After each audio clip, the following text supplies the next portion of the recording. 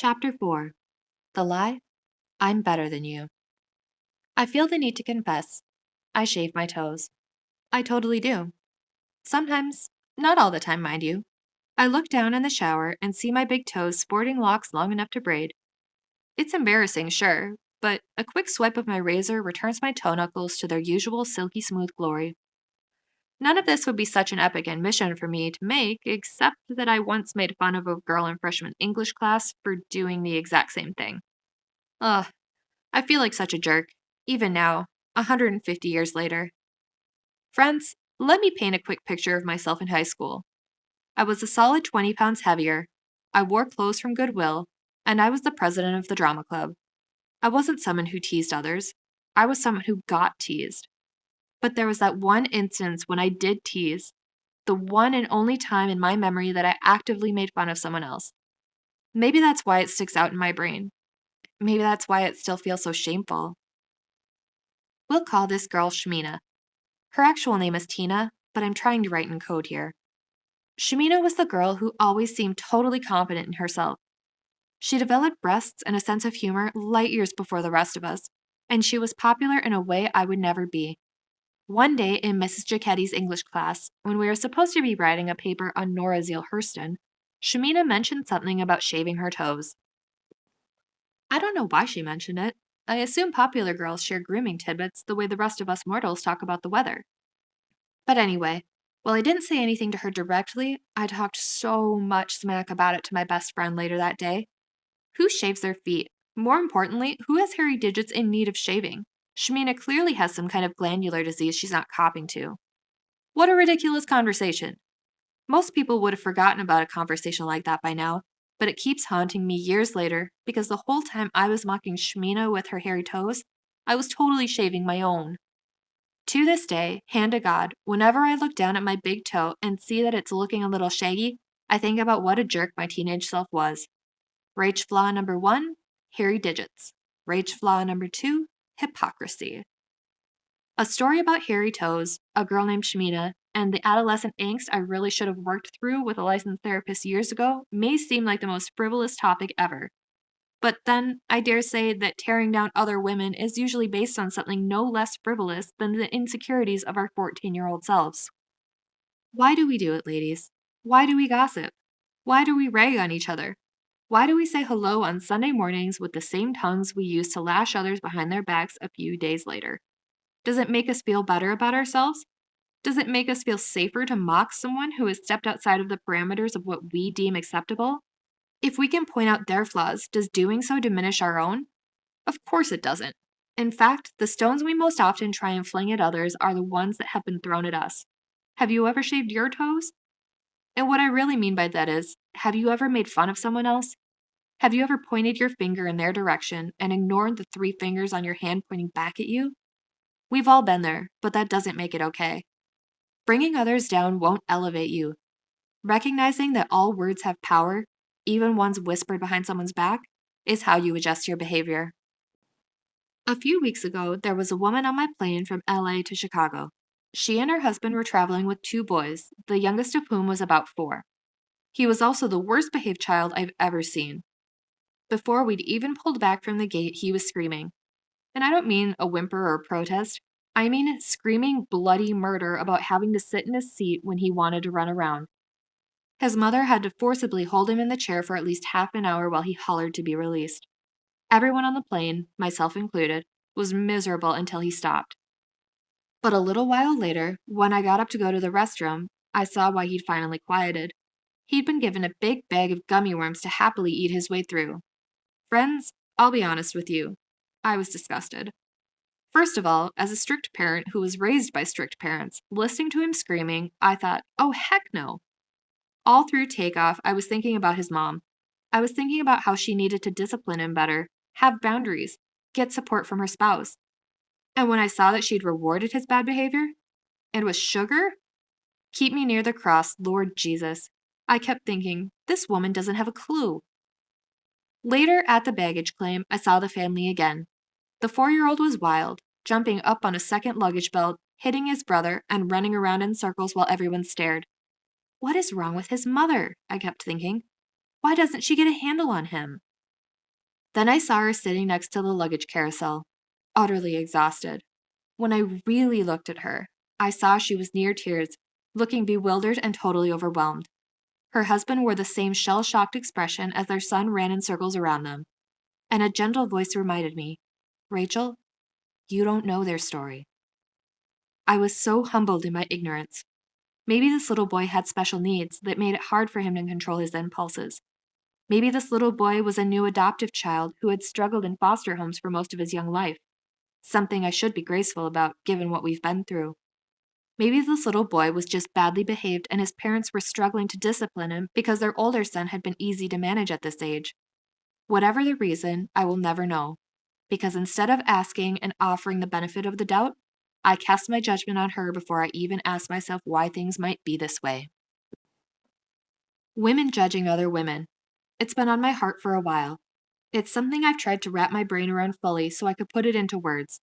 I see it all around me in so many different ways, and that poor, tired mama on the flight to Chicago reminded me of what I want to say. What I want to say is that we all judge each other, but even though we all do it, that's not an excuse.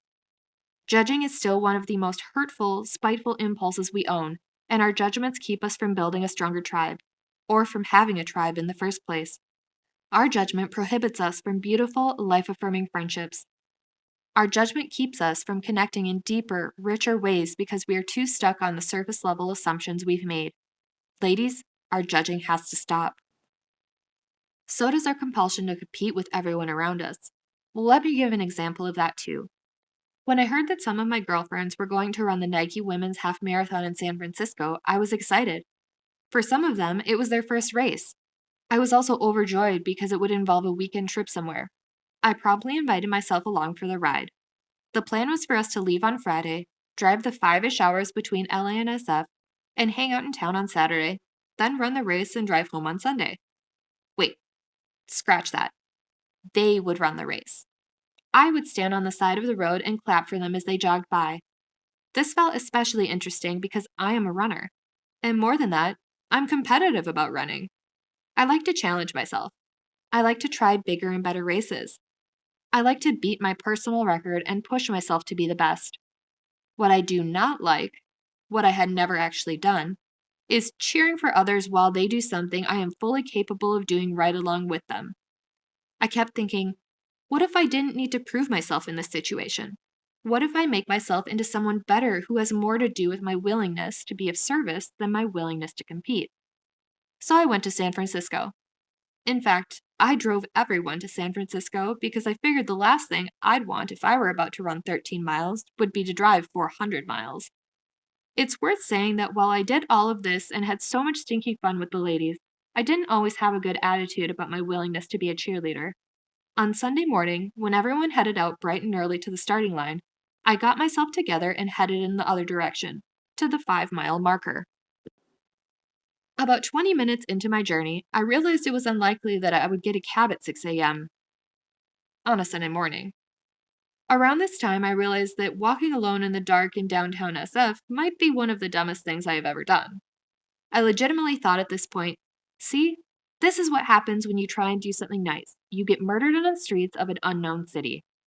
I get pretty dramatic when I'm in fear of my life and haven't had any coffee. Anyway, at that point, I decided to turn around and head for the finish line, since walking there felt safer than walking to mile 5. Turns out, walking to the finish line meant walking up approximately 32 hills that were taller than some mountains I know. I was sweaty and grouchy by the time I arrived, grumbling under my breath about the whole ordeal and thinking, why on earth did I agree to do this? Then I saw my first elite marathon runner. Elite marathon runners are those superhumans who can run a race in like 5 minutes. They look like cheetahs or gazelles as they fly down the road, and they are truly breathtaking to behold. As someone who ran 12.5-minute miles in my first marathon, elite female runners by comparison run like 6 or 7-minute miles, I was in awe. Since I'm always so far behind these athletes in the race, I've never been able to see one. I stood there and watched one after another sprint by and felt so blessed to see them in action. For the 2.5 hours that followed, I stood in the exact same spot and cheered on strangers. I clapped nonstop, my skill as a preacher's daughter finally coming into play. I screamed until my throat was sore. I yelled all the things that encourage me when I hear them from the sidelines during a race. You are so strong. You're almost there. You can do this. And the last one is something I've never heard but always tell myself when it gets hard during a run. I yelled it over and over again whenever I saw someone who looked ready to drop. You lived through tougher things than this. Don't give up now. Finally, it was there in that exact spot that I got to see my friends Katie and Brittany jogging up from mile 12 in their first ever half marathon. You can see it in a picture someone shot of us. I'm screaming like a maniac and trying not to throw myself over the fence to attack them with hugs. I was so proud of them. I was laughing and crying, as if their achievement was somehow my own. I jogged alongside them outside the track, wrapped up in the joy of the moment, and I heard God very distinctly say, "Imagine all of the things you would have missed today if you'd only been out here for yourself." I never would have seen the elite runners. I never would have been there when my friend Hannah ran her personal best, 13.1 miles in under 2 hours. I wouldn't have been able to stand next to Joy, who put my cheering to shame. After running her own race, she screamed louder than anyone from the sidelines, encouraging the other runners. I wouldn't have been there to hug Katie and Brittany. I wouldn't have seen any of it. I would have run another half marathon, like I'd done 10 times before, and I'd have nothing to show for it but a little extra pride and the banana they give you at the end. The first step toward getting past the desire to judge and compete is admitting that nobody is immune.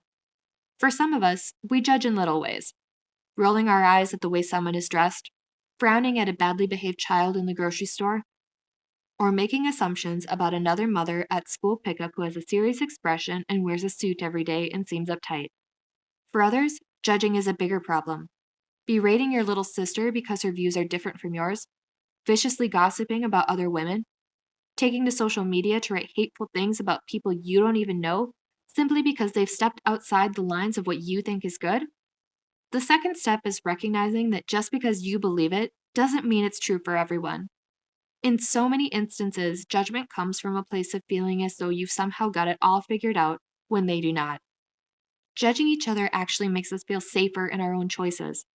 Faith is one of the most abused instances of this. We decide that our religion is right.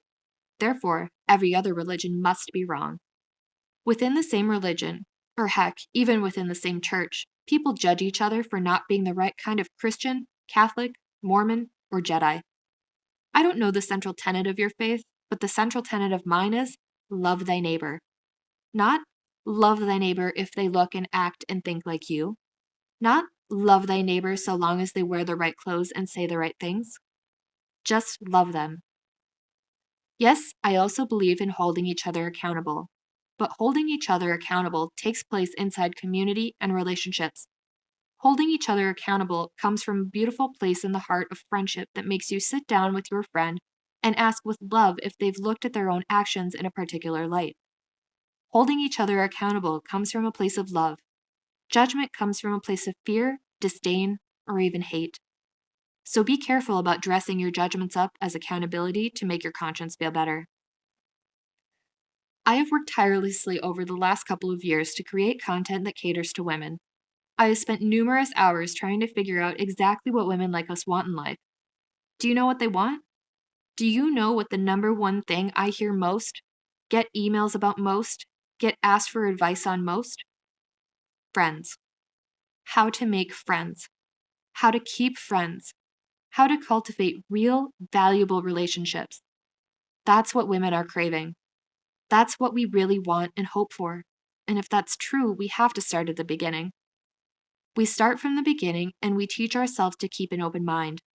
We begin that first hello or handshake and we stop ourselves from making decisions not founded in fact and experience. We look for commonality instead of seeking out differences.